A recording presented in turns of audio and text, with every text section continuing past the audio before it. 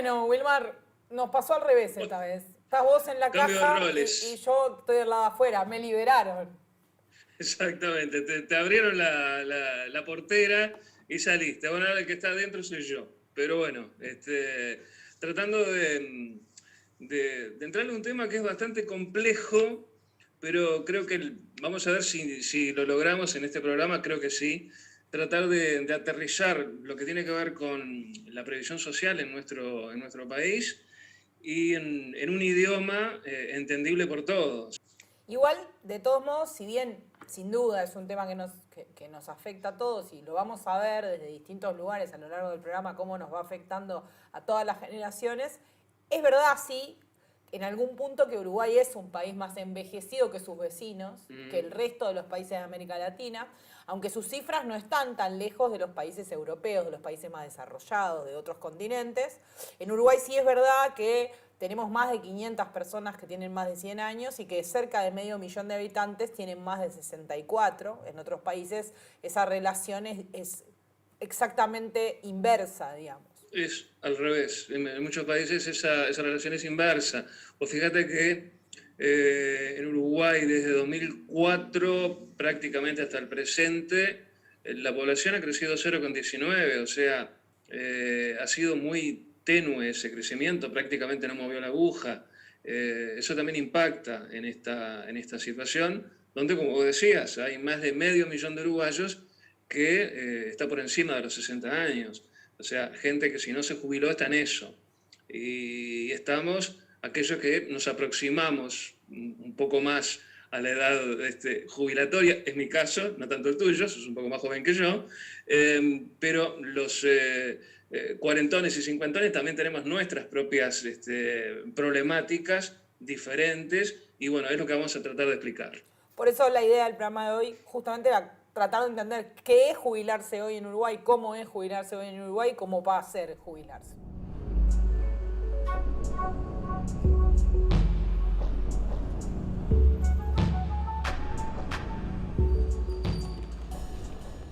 Uruguay hoy demográficamente es un país envejecido porque su proporción de personas mayores de determinadas edades va superando cada vez más y es cada vez más alta en el resto de la población. ¿Qué define demográficamente a una población envejecida? Que X cantidad de personas esté por encima de los 60, 65 años. Esa es otra discusión de a qué edad envejecemos. ¿Por qué se produce el envejecimiento demográfico? Básicamente por dos motivos y un tercero que puede variar. La población tiene menos hijos y la población se muere más tarde, que es el centro de la cuestión. O sea, vivimos cada vez más tiempo. Ese aumento en la esperanza de vida implica que haya más gente de edades más avanzadas en relación con el resto de la población. Y a su vez tenemos menos hijos. Hay otro factor que tú mencionaste recién, que es la migración. Si vos tenés un país de migración, en general el perfil de los emigrantes es un perfil de gente joven. Eso hace que no solo se vaya gente joven del país, sino que los hijos que iba a tener esa gente en el país se tienen en otro. Ahora, eso también se puede revertir si vos tenés inmigración, ¿no? Que es una cosa que en este momento en Uruguay también estamos empezando a ver.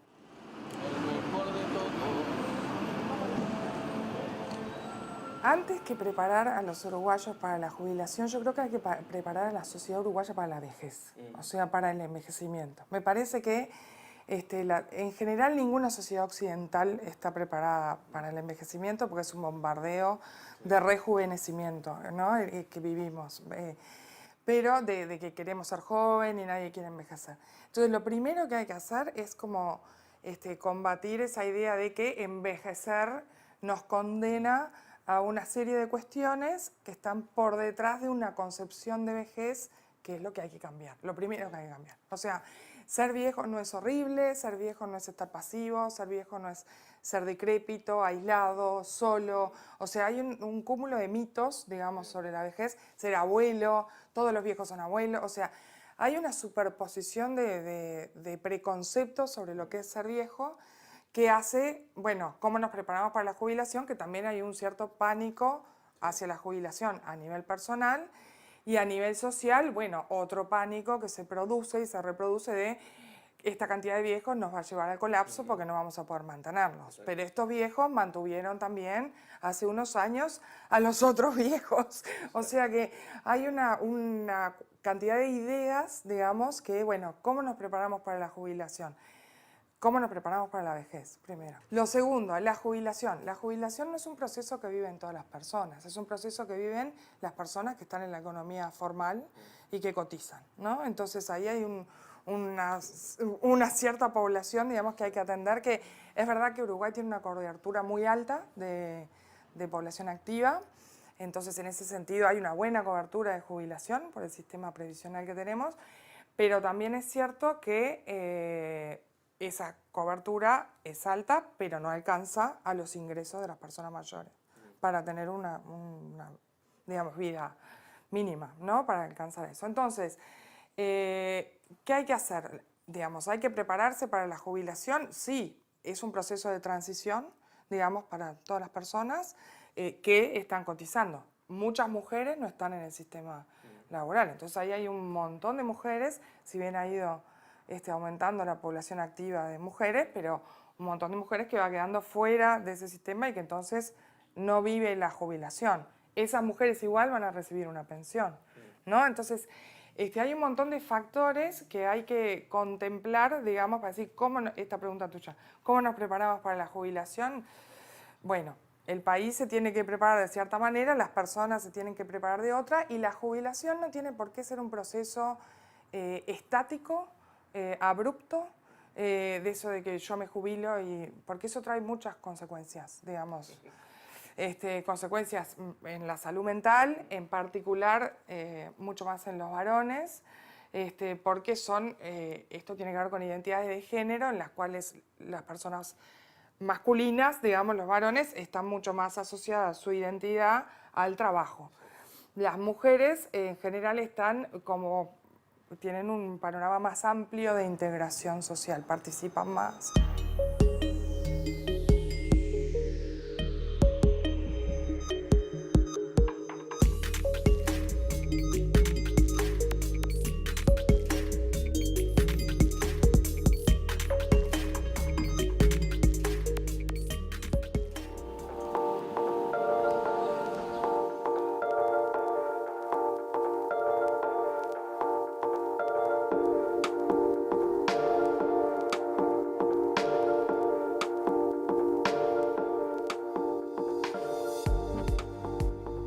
El 4 de noviembre comenzó a funcionar la comisión de expertos que fue creada por la Ley de Urgente Consideración. Hubo todo un debate desde que se presentó el anteproyecto de ley y luego el proyecto de ley de la Ley de Urgente Consideración, y nosotros opinábamos que, digamos, la convocatoria a una comisión no necesitaba estar en una Ley de Urgente Consideración. Y además entendíamos que el método elegido por el actual gobierno no era el más idóneo, porque nosotros somos partidarios de que las grandes reformas de seguridad social se tienen que hacer a través del diálogo social. Un diálogo social donde intervengan todos los actores que tienen que ver con la seguridad social, que es una materia muy compleja. La seguridad social, por ejemplo, a nivel de la institucionalidad tiene que ver con el Ministerio de Trabajo y Seguridad Social, con el Ministerio de Economía, porque hay recursos para la seguridad social, con los ministerios sociales como el de Salud, el MIDES. Tiene que ver con la parte de planeamiento y presupuesto, o sea, la Oficina de Planeamiento y Presupuesto tiene que estar en esa discusión, además de la academia, o sea, la Universidad de la República con su experiencia, con su aporte, los técnicos, etcétera. Si lo vemos desde el punto de vista de la seguridad social pura y dura, el BPS tiene que estar en esa discusión. Y en el BPS existen, digamos, un directorio integrado por 7 miembros, 4 son designados por el Poder Ejecutivo y 3 son elegidos por trabajadores, empresarios y jubilados. Por lo tanto, los sectores sociales de las organizaciones representativas de la sociedad tienen que estar en esa discusión. Las AFAP deben participar. Entonces, y las cajas paraestatales, caja notarial, caja profesional, caja bancaria, la caja de retiros policiales y militares, que forman parte del sistema de seguridad social. Entonces estamos frente a un tema que es complejo, que abarca muchas áreas del Estado y de la sociedad. Y en ese diálogo deberían estar todos esos actores. Lamentablemente se eligió el camino de una comisión de expertos. La seguridad social está presente en nuestras vidas desde antes de nacer hasta después de morir. Porque, por ejemplo, cuando hay una mujer embarazada, ya ese niño que está en el vientre de su madre ya empieza a recibir prestaciones de seguridad social. Después ese niño recibe la asignación familiar, después recibe toda la atención de salud, después empieza a trabajar y recibe el seguro de enfermedad, el seguro de paro si queda sin trabajo o si se enferma. Luego, cuando tiene, digamos, una edad donde está trabajando, si adquiere alguna discapacidad, la seguridad social va a estar presente. Cuando llegue la edad del retiro jubilatorio va a recibir una jubilación. Y si ese trabajador fallece y quedan familiares desamparados, desprotegidos, la seguridad social le va a pagar una pensión a esos familiares. Después que el trabajador ya no está entre nosotros, todavía la seguridad social sigue presente protegiendo a su familia.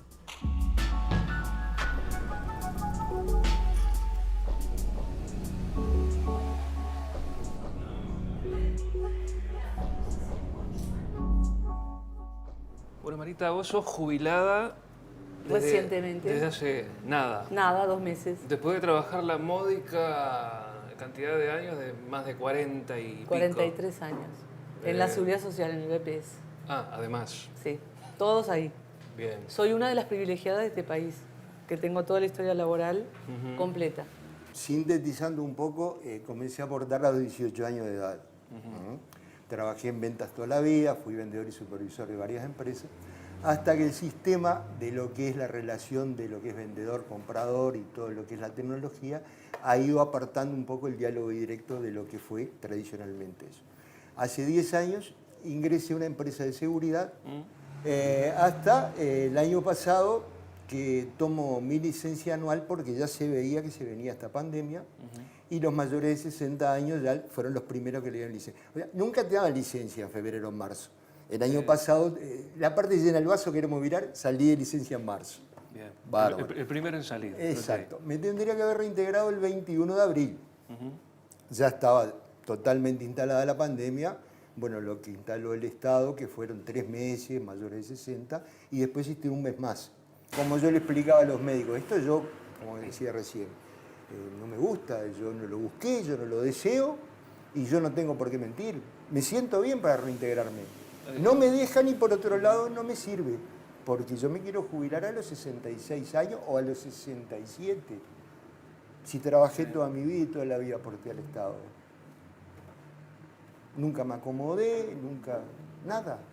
Entonces, la situación mía de los mayores de 60 años es la de muchas personas. Eso te iba a preguntar. Compañeros de trabajo porque míos, tu situación conocidos, no es tuya solamente, sino la de un la núcleo de importante muchos. del Y no pueblo. solo los de mayores de 60, sino los que están en actividad, jóvenes y no tan jóvenes, que ven lo que se viene, ya tendrían que poner las barbas en remojo, como se decía, y ver lo que les espera en función de que si esto no cambia, dentro de la medida de que la balanza sea un poco más equitativa con los ingresos del Estado en función de algo que debe ser por la gente que aportó, sigue aportando y que aportará toda su vida. Yo durante todos esos años, bueno, después de que vino la democracia, porque entré en dictadura, formo parte de la Comisión de Seguridad Social de ATCS, que es el Sindicato de los Trabajadores del BPS, y esa comisión históricamente se encargó, digamos, de los problemas de la población, de la seguridad social, cómo se aplica en la población, y bueno, por eso tuvimos varias luchas colectivas, intervinimos en varios plebiscitos, lideramos la lucha por los cincuentones, la última lucha que hubo, por los primeros perjudicados de la SAFAP, los primeros, no los últimos. Y bueno, ahora nosotros hace un par de años, cuando empezó la campaña electoral, donde se instaló a través de la gran prensa la necesidad y el argumento de que había que reformar la seguridad social, con el argumento mayor de peso de que los uruguayos vivimos más, por lo tanto le salimos caro a la seguridad social y había que trabajar más años. Nos pusimos a hacer un proyecto hace 2 años, un proyecto alternativo, cuando todavía obviamente no estaba esta comisión de expertos. El proyecto fue terminado en diciembre de 2020, un proyecto de reforma a la seguridad social desde el punto de vista de los trabajadores y hacia la población, hacia la mejor seguridad social para el pueblo uruguayo. ¿Por qué? Porque nosotros consideramos, y lo es, la seguridad social es un derecho humano fundamental. Se lo quiere presentar y se lo presenta como un gasto, como si hoy, en plena pandemia, dijéramos, bueno, las vacunas son un gasto, el que no la paga no se vacuna, o bueno, es lo mismo. Sí. O decir que las escuelas, que vayan el 10% de los niños, o ninguno, El porque en BPS realidad... en el último año, en este año pandémico, ha debido invertir, no gastar, Totalmente. invertir más de 400 millones de dólares. Es que nosotros decimos, la cara visible de la pandemia, el sostenimiento de la pandemia es, ni que hablar, la salud, pero las espaldas de la pandemia es el BPS. 500.000 uruguayos dependieron de los subsidios, tanto de desempleo como de enfermedad y otras prestaciones, porque acá solo se habla de jubilaciones y pensiones. La seguridad social abarca muchísimo más. Desde antes de nacer Desde hasta antes- después de que te morís. Con todas las prestaciones, eso lo sabe bien el pueblo uruguayo, porque cualquier contingencia que tiene en su vida de salud, de invalidez, de enfermedad, de maternidad, de embarazo, de vivienda, de órtesis, prótesis, va al BPS. No va a ningún otro lado, no va a la SAFAP, por ejemplo, va al BPS. Entonces nosotros, que conocemos bien eso, hicimos un proyecto, como te decía, lo presentamos en una audiencia que tuvimos el 15 de enero con la SED, con todos los miembros de la SED por Zoom. Explicamos el proyecto con nuestros técnicos, que también los tenemos, y dejamos el documento. El documento está colgado en la página oficial de la SES, pero el documento no existe ni para la población, ni para la gran prensa, ni mucho menos para el gobierno, ni para la comisión de expertos. Nosotros entendemos que la seguridad social es un derecho humano fundamental y eso tiene que ver con la ideología, tiene que ver con la política. Nosotros decimos que la seguridad social, como es un derecho humano fundamental, no puede haber lucro. Y bueno, hay otros que entienden que la seguridad social se puede transformar en una mercancía, que la seguridad social puede estar administrado no por el Estado, sino por los privados, que la seguridad social, en lugar de ser una jubilación, se puede transformar en una renta vitalicia que paga una aseguradora. Nosotros, esa es una posición legítima y respetable, pero nosotros no la compartimos. Nosotros entendemos que la seguridad social es un derecho humano y que por lo tanto el Estado tiene la responsabilidad de garantizar ese derecho humano.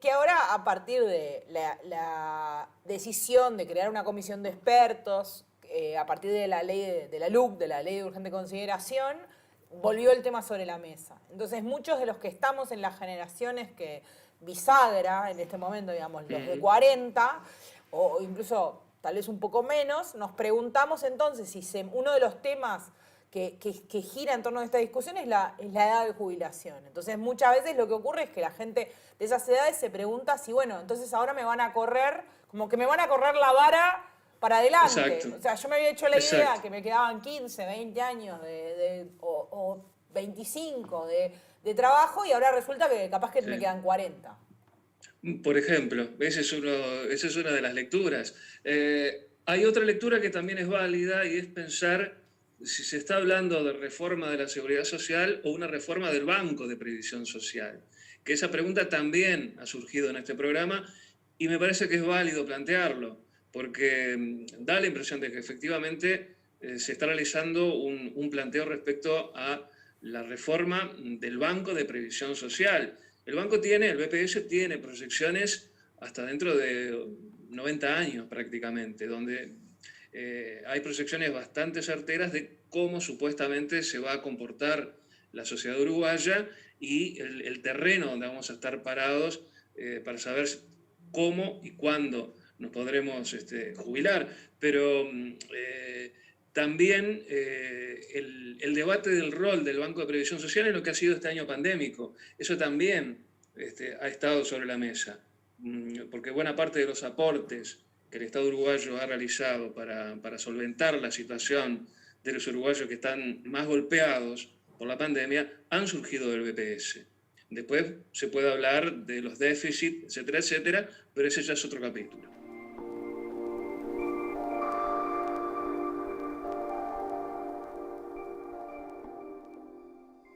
El BPS fue un gran amortiguador de la crisis social y económica, porque la pandemia, desde el punto de vista sanitario, es un problema, es un desafío que de alguna forma llegó no solamente a Uruguay, sino a todo el planeta a plantearle dificultades a todos los países del mundo. Pero desde el punto de vista sanitario. Pero desde el punto de vista social y desde el punto de vista económico tuvo consecuencias muy importantes. Si Uruguay no hubiese tenido un sistema de seguridad social estructurado, fortalecido, potente como el que tiene Uruguay, seguramente las consecuencias sociales y económicas hubiesen sido devastadoras, hubiesen sido mucho más profundas. Uruguay, de alguna manera, con esto que ocurrió durante la pandemia, encontró un banco de previsión social fortalecido. ¿Por qué? Porque durante una década hubo un proceso de formalización formidable. Por ejemplo, para decirte algo, en la crisis del 2002 había 890.000 puestos cotizantes. Cuando llegó esta pandemia teníamos casi 1.400.000. Entonces, ¿qué hubiese pasado en Uruguay si esta pandemia hubiese llegado con los cotizantes que teníamos en la crisis del 2002? Muchísimos trabajadores que tuvieron derecho al seguro de paro no hubiesen tenido derecho al seguro de paro. Muchísimos trabajadores que tuvieron derecho al seguro de enfermedad no hubiesen tenido derecho al seguro de enfermedad.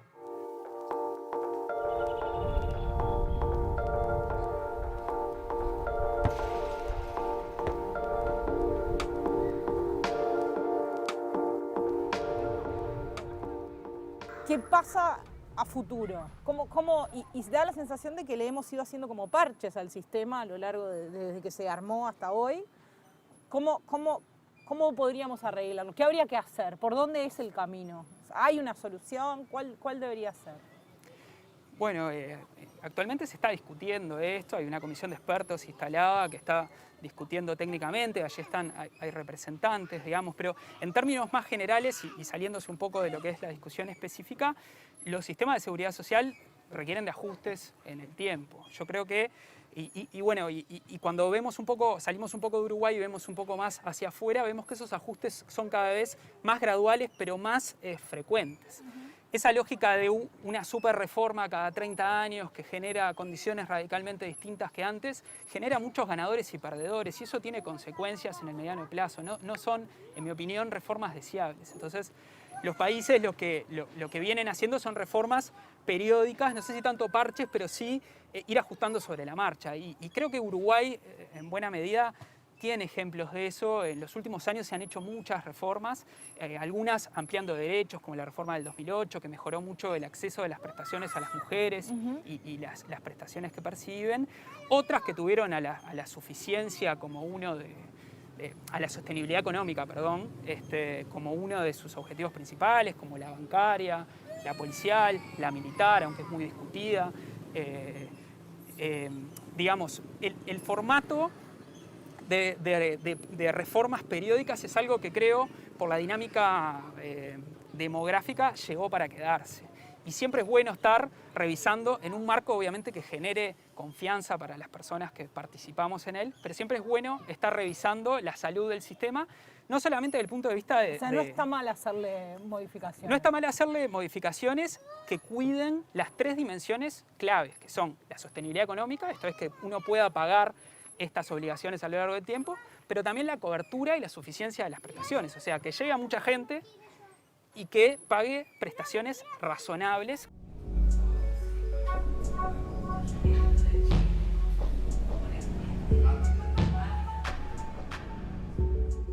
Cuando se habla de, por ejemplo, que se habla del BPS, se habla del déficit, que nosotros le ponemos las comillas, para nosotros no es un déficit, por lo que ya expliqué. El déficit hoy del BPS son 610 millones de dólares. La asistencia financiera que está dictada en la Constitución de la República, en el artículo 67, que indica cómo será solventada la seguridad social, con aportes patronales, aportes de los trabajadores y lo que sea necesario del Estado.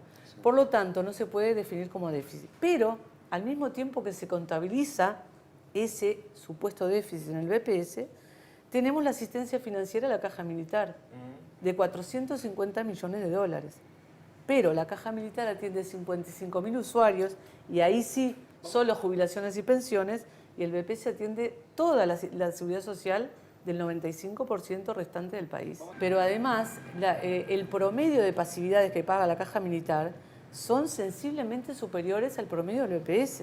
Estamos hablando que el promedio de las pasividades de la Caja Militar están en 46.000, hablo de promedios, porque ellos no tienen tope, como tenemos todos los demás mortales, y tienen prestaciones muy altas, y estamos hablando que la jubilación mínima que paga el BPS son 13.800 pesos.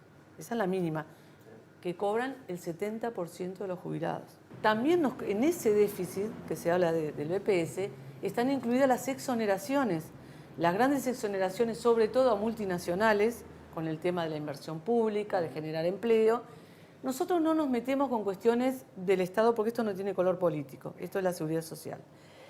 ¿Nosotros qué decimos? Bueno, cualquier gobierno tiene el derecho y la posibilidad de exonerar por los argumentos que quiera, porque generar trabajo, inversiones extranjeras, bárbaro, que lo contabilice como corresponde, en rentas generales, porque esas exoneraciones, y cuando el televidente escucha hablar a los diferentes políticos hoy, que se les exonera los aportes patronales, se le da gracia de un año, estamos hablando del BPS.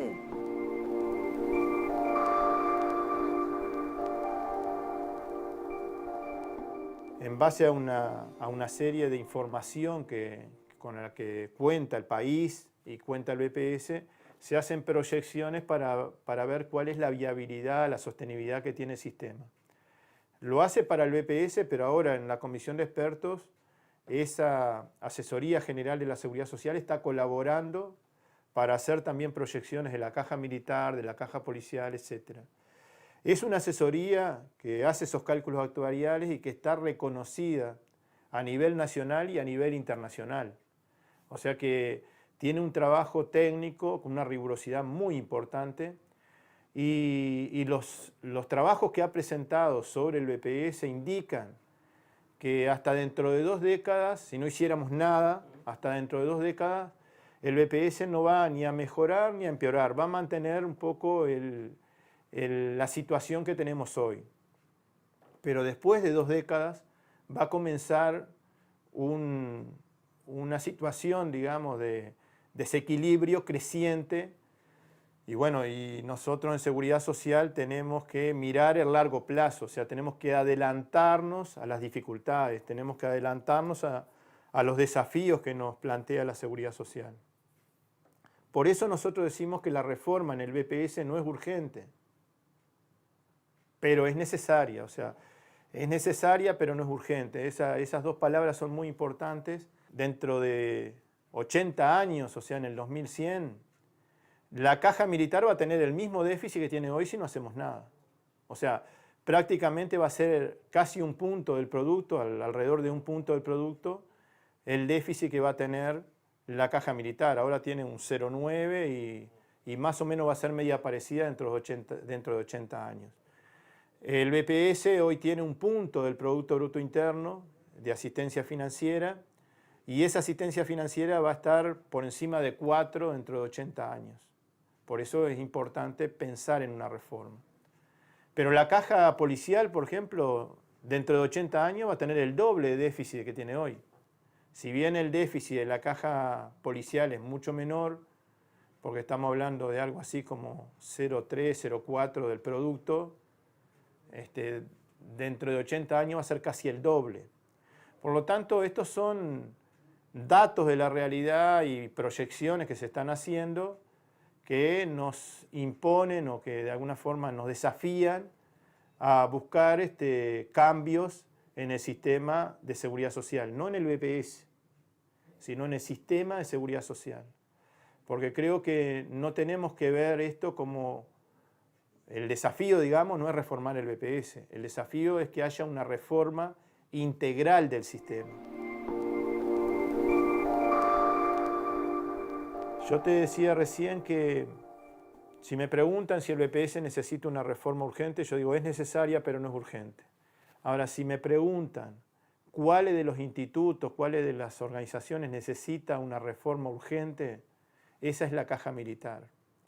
La Caja Militar necesita una reforma en forma inmediata y profunda, porque, por ejemplo, tenemos un banco de previsión social que tiene casi 1.400.000 puestos cotizantes y tenemos una Caja Militar que tiene 27.000 puestos cotizantes. Tenemos un banco de previsión social que ofrece unas 700.000 pasividades y tenemos una Caja Militar que paga 51.000 pasividades. Sin embargo, la Caja Militar necesita 450 millones de dólares de asistencia financiera. La relación activo-pasivo en el BPS está por encima de 2, o sea, hay 2 activos por cada pasivo. En la Caja Militar es al revés. Hay 2 pasivos por cada activo. Entonces, si eso ocurriera en el BPS, sería un escándalo. O sea, si en el BPS tuviéramos 2 pasivos por cada uno de los activos, sería un escándalo. Y sería necesario una reforma urgente. Bueno, hoy está ocurriendo eso en la Caja Militar. ¿Y cómo juegan en un esquema donde decimos, bueno, esto, ¿no? Tratar de buscar el equilibrio? Ejemplos como Nueva Zelanda, que en los hechos en Uruguay hay gente que por la trayectoria, pienso en la Caja Militar, por ejemplo, hay gente que por su trayectoria laboral tiene jubilaciones que son bien diferenciales. O sea, que sabe que va a tener una jubilación que es mucho más grande que la que tiene otro que, por ejemplo, se dedicó al magisterio, por poner un ejemplo. Sí, la trayectoria laboral determina en gran medida lo que uno puede o debería esperar al momento de jubilarse. En el caso que vos mencionás de la Caja Militar, es bien claro que es una profesión, una opción de vida que es muy específica en un montón de dimensiones, que cuando uno revisa sistemas como los de Brasil, como los de Argentina... ¿En todos lados es así? En todos lados tienen algún tipo de especificidad al momento del retiro, que los tratan distinto que al resto de los trabajadores.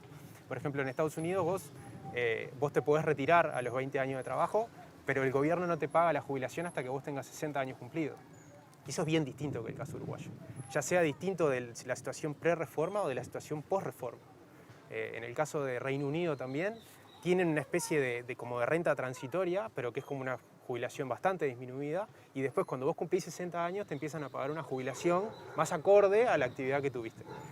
El régimen uruguayo, incluso en la situación post-reforma, me parece que todavía está un poquito corto en amoldarse a esa horizontalidad, porque incluso hay un montón de trabajadores que no son de parte de las Fuerzas Armadas, pero que tienen trabajos que son realmente desgastantes durante su vida laboral, y que también es complicado pedirle que trabajen hasta los 60 o incluso hasta los 65 si el día de mañana se opta por subir un poco la edad de jubilación.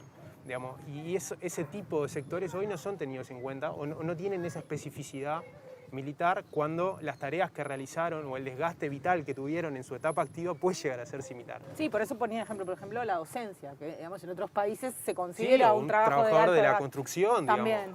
Digamos, subirte un andamio y andar trabajando en la construcción cuando vos tenés 60 años, capaz que no es fácil y capaz que tampoco es deseable desde el punto de vista de tu seguridad personal, o sea, y ese tipo de situaciones hoy no son tenidas en cuenta por el sistema ¿Y no es general. llamativo que eso se dé en un país que, digamos, no va a la guerra, ¿no?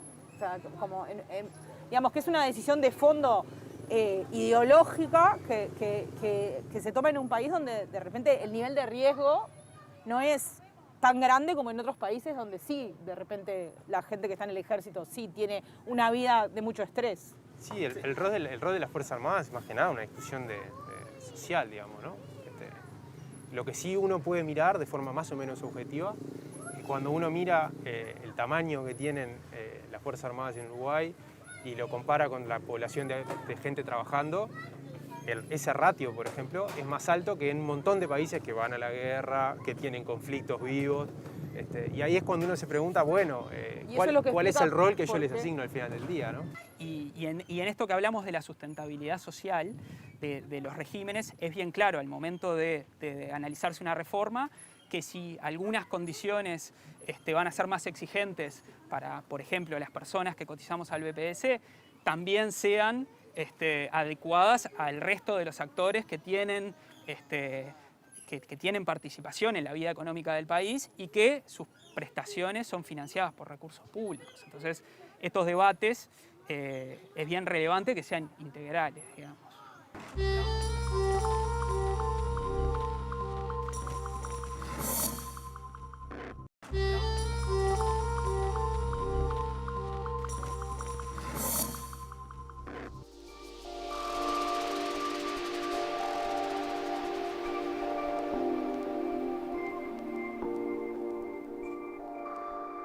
Si tuviéramos que explicarle a alguien cómo funciona el sistema de AFAP, qué es una AFAP, cómo funciona, ¿cómo haríamos? La AFAP es una cajita donde uno guarda una parte de su salario todos los meses. Hay alguien que es el que se encarga de manejar la AFAP, que agarra lo que uno puso en la cajita y se dedica a invertirlo para que eso crezca con el tiempo. Y cuando uno se va a jubilar, le pide toda la plata que acumuló. Uno agarra esa cajita con toda la plata, va a una aseguradora. Hoy en día la única que está activa en el mercado es el Banco de Seguros. Y lo que hace es contratar una renta o una especie de un seguro que le paga una mensualidad hasta que se muera y que después genera también derechos pensionarios como uno tiene en el BPS. La gente entra y sale del mercado laboral bastante seguido. Cuando vos salís del mercado laboral solamente estás generando intereses por la parte que ya tenés, pero no estás poniendo aportes nuevos todo el tiempo. O sea, cuando te quedás sin trabajo, se te arma como un agujero en ese periodo. Exacto, vos no pones nuevos aportes, solamente generás intereses por lo que ya tenías, digamos. Bueno, nosotros desde el año 95, en que se promulgó esta ley, la 16713 que creó la SAFAP, estamos en contra de la SAFAP. Totalmente en contra, fuimos obligados, todos los que éramos menores de 40 años en esa época. Ya hubo el primer perjuicio, que fue los cincuentones, y que tuvimos que salir a luchar también. Y se hizo una ley que mejoró mucho, que también es injusta, porque a los que nos pasamos al BPS nos quitan el 10%, es un diezmo que tenemos que pagar, bueno, por habernos osado salir de la SAFAP. La SAFAP, que hay un trabajo muy bueno del equipo de representación de los trabajadores en el BPS, que hizo un documento a los 20 años de la SAFAP en 2016, donde está absolutamente todo aclarado, los perjuicios que generaron y generarán la SAFAP. Porque nosotros fuimos los cincuentones afectados, pero ojo los sesentones, ojo los muchachos de 20 o 30 años. Sin embargo, esos jóvenes, que son 864.000, están aportando hoy a la SAFAP. En toda su vida laboral va a tener, como dijimos, de repente subsidio por desempleo, por paternidad, por enfermedad, que va a pagar el BPS, no la SAFAP. Y se va a encontrar, cuando se jubile, con lo que está sucediendo hoy. Exacto. Hoy saben cuáles son las rentas a la SAFAP, el promedio de rentas que cobra la gente que está jubilada por la SAFAP, 7.000 pesos. Ese es el promedio. Pero nosotros vemos recibos, porque vienen en el mismo recibo que el BPS, de repente de jubilaciones de 20.000 pesos por BPS y 2.000 por la SAFAP, o 580, o 1.000 pesos de renta. ¿Quién paga esa renta? El Banco de Seguros del Estado, que es la única aseguradora de todas las que había, que quedó porque no era negocio para las aseguradoras. Y sin embargo, esta comisión de expertos, cuyo presidente fue el co-creador, Rodolfo Saldain, fue el co-creador también de la ley 16.713, no solo que no admite que fue un fracaso esa reforma, que no solo no mejoró la seguridad social, sino hoy no tendríamos a las puertas otra reforma, sino que promueve el sistema de ahorro individual, violando, pasando por encima de los principios que sustentan la seguridad social, que es la solidaridad intergeneracional, la universalidad, la sustentabilidad social. Entonces nosotros decimos no a la SAFAP. ¿Y por qué tienen que tener cuidado los políticos? Porque el 78% de la población, en varias encuestas que ya se han hecho, se niegan, porque eso sí lo entiende cualquiera, se niegan a trabajar más allá de los 60 años. Que lo que sucede en esta reforma es una reforma con carácter de mercado, donde hay muchos técnicos.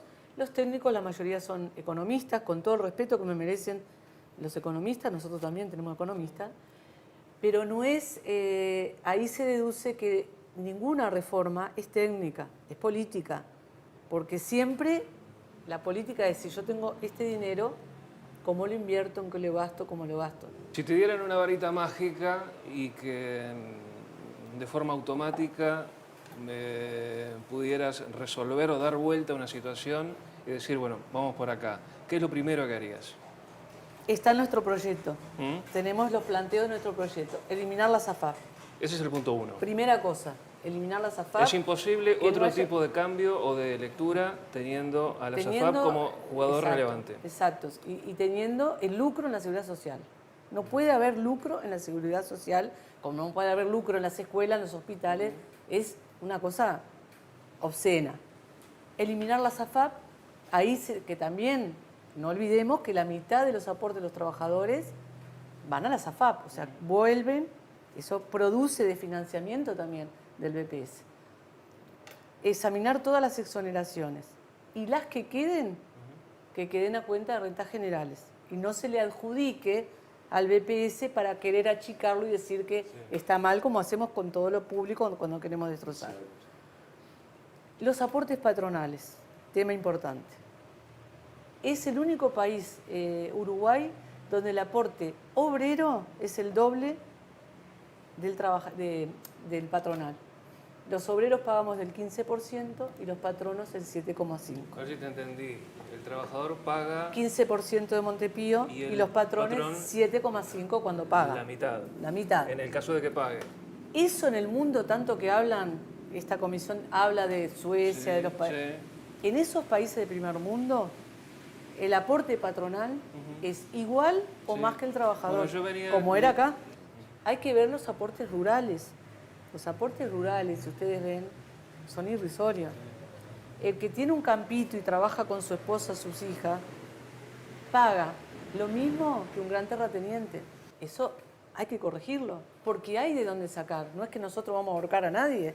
Hay tela para sacar de ahí. Al que estamos ahorcando es a nosotros, los trabajadores, que no se le puede sacar más nada.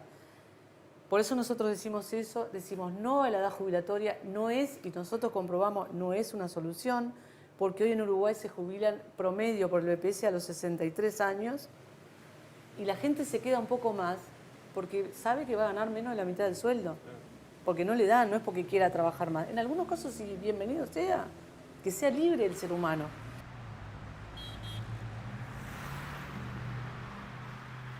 Otra cosa que surgió durante de tratar de entender qué pasa alrededor de una eventual reforma de la seguridad social o de una eventual, o sea, qué pasa con el futuro jubilatorio de todos nosotros, es pensar si esto que decíamos al principio, de que Uruguay es un país envejecido, no amenaza la viabilidad de Uruguay como país, ¿no? Si vamos a poder seguir sosteniendo...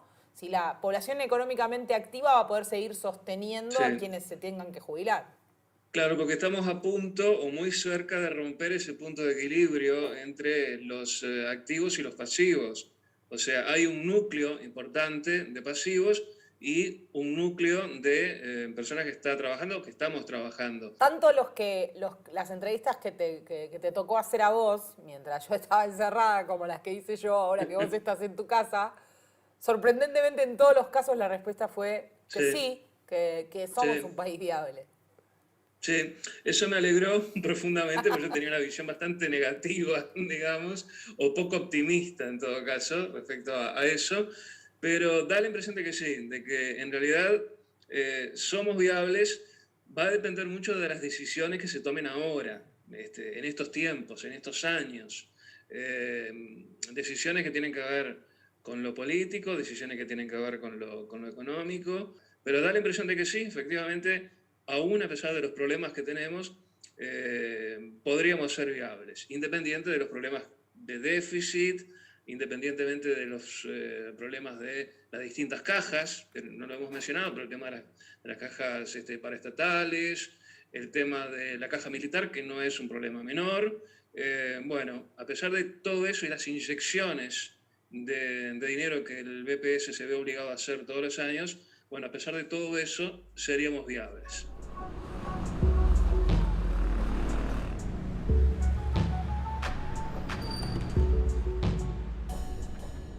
¿Somos viables como país, teniendo en cuenta todo esto que venimos hablando? Por supuesto que sí, por supuesto que sí. Una de las grandes ventajas del Uruguay, siempre decimos que somos chicos, pero es que, digamos, cualquier medida que queramos tomar somos pocos. Digamos, el plan Ceibal en ese sentido fue muy ilustrativo. O sea, si quiero dar una computadora a un niño, somos pocos. Y a su vez, como hay menos niños, digamos, es muy importante invertir en en mejorar la calidad educativa de esos niños y prepararlos para generar, digamos, recursos humanos mucho más eficientes y un mundo del trabajo también diferente. Entonces ahí en la educación, digamos, el aprovechar que somos pocos puede generar, digamos, un montón de oportunidades para mejorar la calidad de los recursos humanos. Si uno mejora la calidad de los recursos humanos en el país, también mejora la productividad y también mejora la sostenibilidad, digamos, en términos económicos. Ahí hay que trabajar en varias áreas, pero tampoco somos un país que tiene mucho desarrollo de muchas áreas de política, o sea, me parece que inviables no somos. O sea, que estemos condenados a la extinción, que en algún momento yo lo dije hace muchos años, es diferente porque ahí hay un tema de, bueno, ¿cuánto nos vamos a seguir reproduciendo? Va a haber un momento que probablemente los uruguayos no alcancemos a reponernos a nosotros mismos si no tenemos la suficiente cantidad de hijos. Pero también tener hijos es un derecho de las personas. O sea que, digamos, si la gente tiene menos hijos, menos cantidad o no tiene, bueno, entonces son todas cosas que estamos decidiendo como país, digamos. Entonces, en ese sentido, yo qué sé, hay que respetar las decisiones de las personas y hay que generar las oportunidades para que las personas se vayan formando y se inserten. Una de las cosas centrales es cambiar el mundo del trabajo y el mundo de la educación. Entonces, muchas veces vemos tenemos esta mirada más estática. Los niños de hoy van a ser los viejos mañana, digamos. Hay que trabajar. Por supuesto que somos viables, digamos, como país.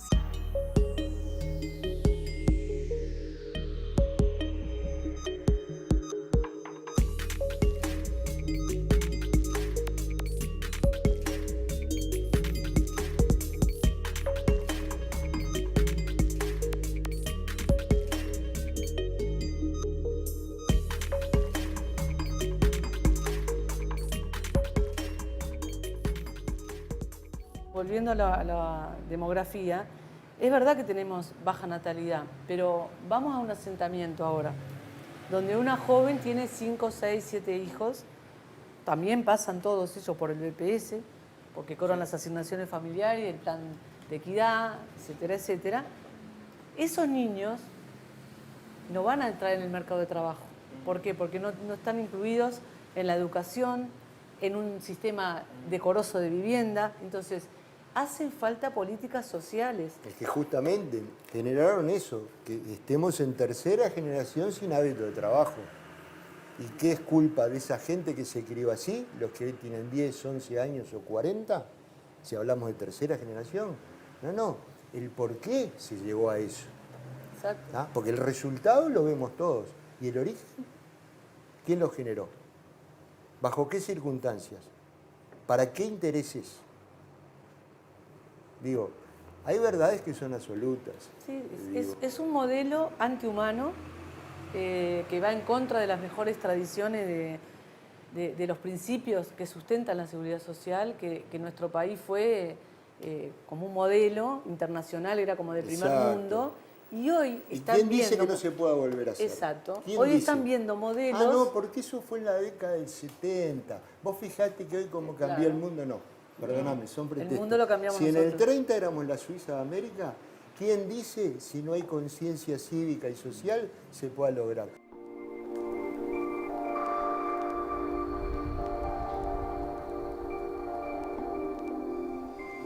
piensan que Uruguay es un país viable en términos de poder sostener, o vamos a llegar a un punto en el cual los jubilados vamos a ser más que los activos?